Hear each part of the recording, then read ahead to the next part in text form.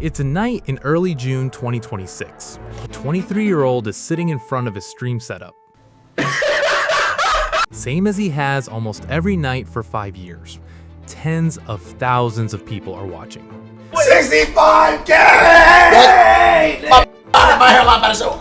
This is the part of his day that's supposed to feel normal, except tonight he's getting roasted by his chat.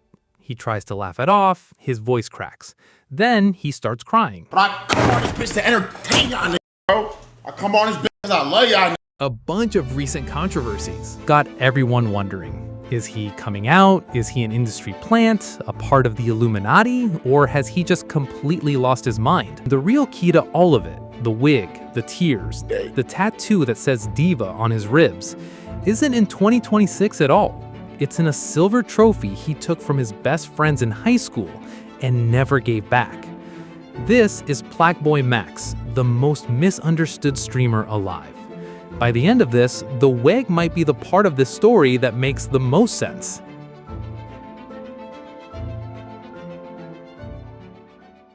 A 9-year-old named Maxwell Elliott Dent is at a statewide awards ceremony. Johns Hopkins University runs a program that tests academically gifted kids. Over 40,000 students from over 120 countries took the exam that year. Only a fraction get honored. Max is one of them. Officially, on paper, one of the brightest kids in America. Max grows up middle class. 2 parents, 3 kids, he's the one in the middle. His initial plan was basketball. He played point guard, then reality does the math for him. This was the real heartbreaker though. My sophomore year was my first year on varsity. Okay. No cap, I check in the game. We getting smacked right now. I'm talking like they probably up by 13, right? I get the ball off the rip, plucked. You feel me? Literally next play, ball comes up, pass half court, catch it, wing. I drive, I get by my defender, smacked off the backboard. On God, layup right off that shit. Get pulled out the game. I say I ended that game probably about 4 turnovers, 1 missed shot. Yeah, that shit wasn't good. I think I scored 7 points that whole season. And the hoop dream dies right there. Not from lack of work, from genetics. Some real shit. I'm 5'9" too. 5'9" not bad. I buffed up. So the gifted kid pivots. In summer 2019, he works as a camp counselor at a basketball camp, a job he openly hated, just to fund his new dream, becoming a content creator. I had like a couple $1,000s to my name. I spent a large chunk of it buying this PC. September 30th, 2019, the Basement Boys channel launches. Max and his high school friends doing mall interviews, pranks, rap battles. Their exposing SoundCloud rappers format blows up, pulling millions of views. Flight Reacts co-signs them. In March 2020, they pass 100,000 subscribers. Real success in high school. But inside the group, something's off. Max is editing every video, coming up with almost every idea. A 10-minute video takes him up to 30 hours to produce. At 16, while playing varsity ball and holding a 4.2 GPA. Then YouTube ships the channel a silver play button, the reward you get when you have 100,000 subscribers on YouTube, the trophy. And Max just keeps it. To take the plaque? Oh, because I did all the work. That might not though, but I would edit all the videos. I came up with damn near every video idea. They would show up, they would help, but it was like I was doing everything. His sister clocks it before anyone. She gives him a mug that says Max the Editor. I have a cup, my sister got me a cup that literally say Max the Editor. Meant as a joke, it lands like a threat, because Max has seen this movie. AMP's Chris was the editor for years before anyone knew his face. That day I realized, do I want to be known as some Chris next door? And what I mean by that is, you remember when Chris was just known as the editor? And no, I didn't want to be known as just that. So I'm like, damn, bro, I need to lock in with myself. So in February 2021, he sits down to name his solo brand. The one he picks, PlaqueBoyMax. He named himself after the trophy he took from his friends in high school. I was going to name myself Ayo Saucy. Now, I don't know why I was ever thinking that. Name ideas, right? February 13, 2021. Here's the funny part. Max thought streaming was lame. I started learning what Twitch was, but the thing is, Twitch was some gamer shit. Niggas was playing Among Us and Fall Guys. Like, I don't care to play no video games. Like, it's cool, but that's not what I'm passionate about. But I saw Aiden Ross do a stream with Lil Tjay actually, which is funny as fuck. But these niggas did a stream, and I'm like, oh shit, this shit not just gaming. Right. Now, most 18-year-olds who want to skip college just fight with their parents about it. Max builds out a roughly 30-page slide presentation to pitch them on a gap year. I made a PowerPoint for my parents, 30-slide PowerPoint, explaining why I don't need to go to college and why I want to take a gap year to focus on streaming. He dumps his last couple $1,000s into a PC. Then, April 2021, 9 Twitch followers, 76 Twitter followers, 2,849 Instagram followers. Go time. By late 2021, he's streaming nearly every day to about 100 average viewers, reacting to underground music, and his first viral moment isn't a stunt. It's him reacting to Baby Santana's Antisocial 2 so hard he starts crying over a beat. Clock what actually went viral there. The feelings. Max being too much publicly on purpose. That's the product. It always was. And through 2022, he makes the audience the show. Discord e-dates, song wars where viewers pick tracks and chat votes. His community, the 5 stars, gets recurring characters. 1 year in, Max had 100,000 YouTube subscribers. Shout out my family for allowing me to be a dropout and a dumbass. If they didn't do that, bro, where would I be right now? Then, late 2023, he drops a diss track on a fellow streamer. Every big creator reacts, and he's suddenly in the streaming mainstream.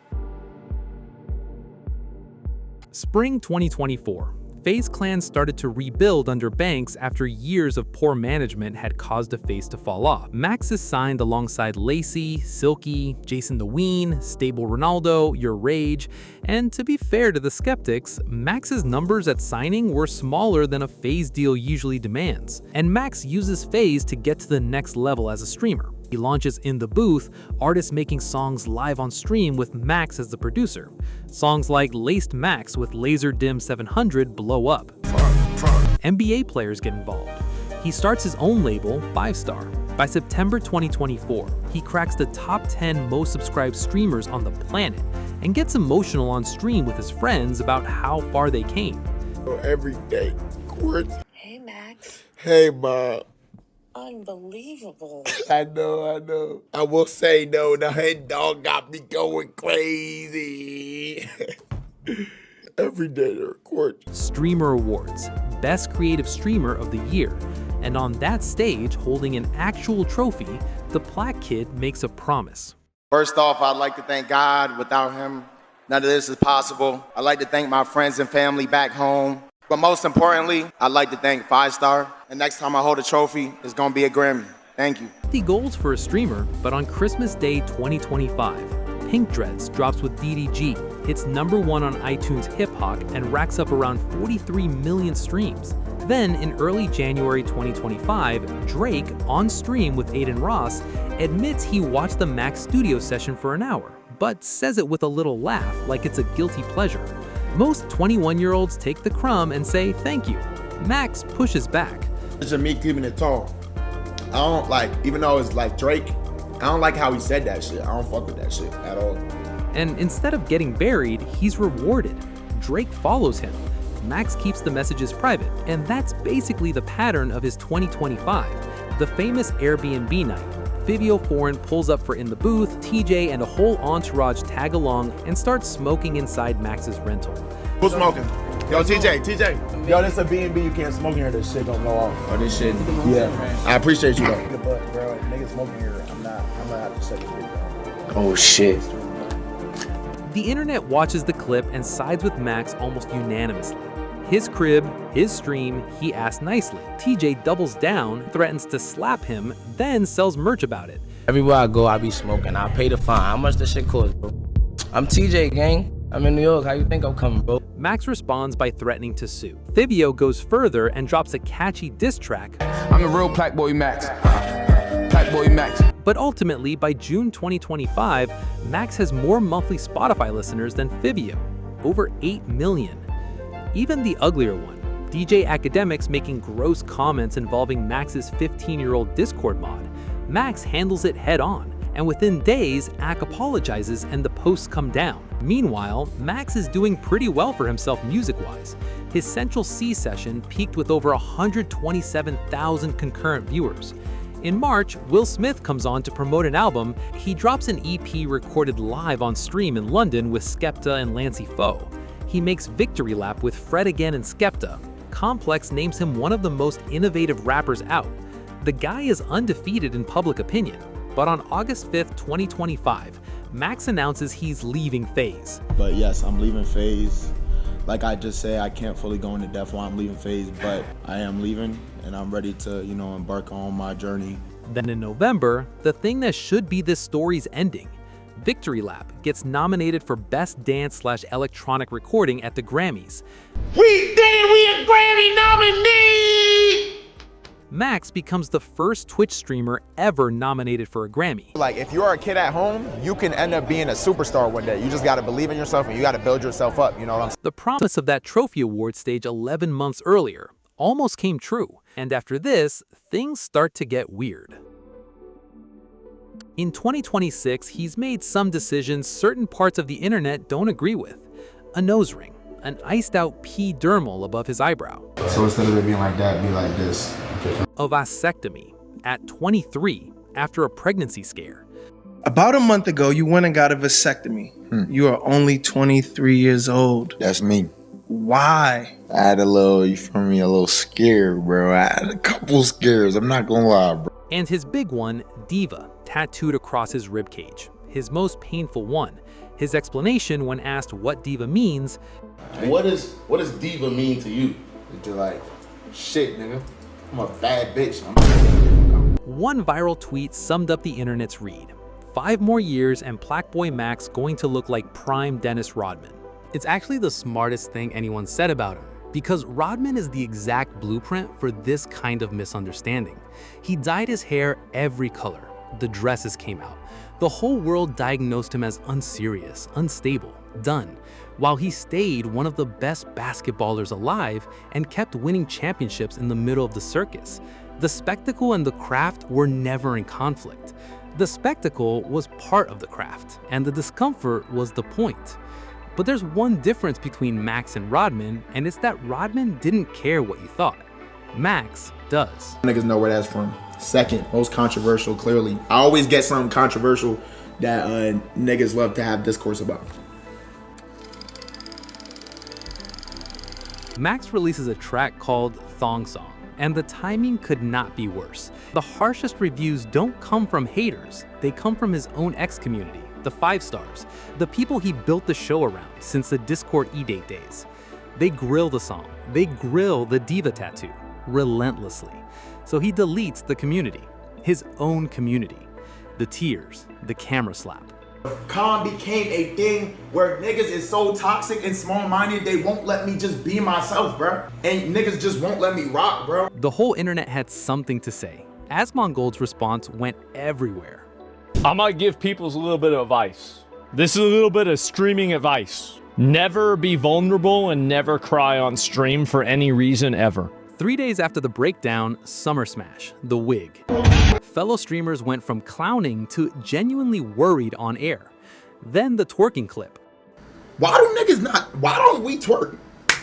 Now that I think about it, my nigga, why is twerk a gender neutral dance? Twerking is the only gender neutral dance. I'm tweaking? Waka Flocka publicly accuses him of being paid to push narratives. So by the end of June 2026, he's got everyone confused. But if you dig deeper, you'll find out none of this is new. The men-only dating app profile of his that everyone dug up predates the wigs and the vasectomy. And when it surfaced, Max owned up to it. On stream, in the wig, he found a version of himself that could laugh at it.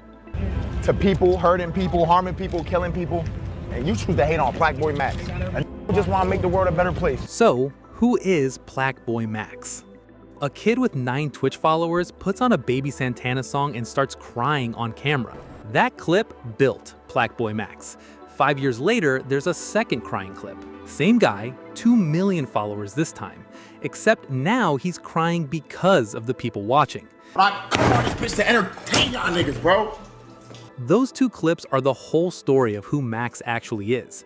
But don't write him off as a sad story. first streamer in history with a Grammy nomination, almost 10 million monthly listeners, top 10 on Complex's hip-hop power ranking, 2 houses, and he's still live nearly every night. December 2024, he stood on a stage holding a trophy and said the next one would be a Grammy. 11 months later, his name was on the ballot. Nobody's ever called shots like this kid. He picked a name that meant I won this by myself. Turns out, he was right.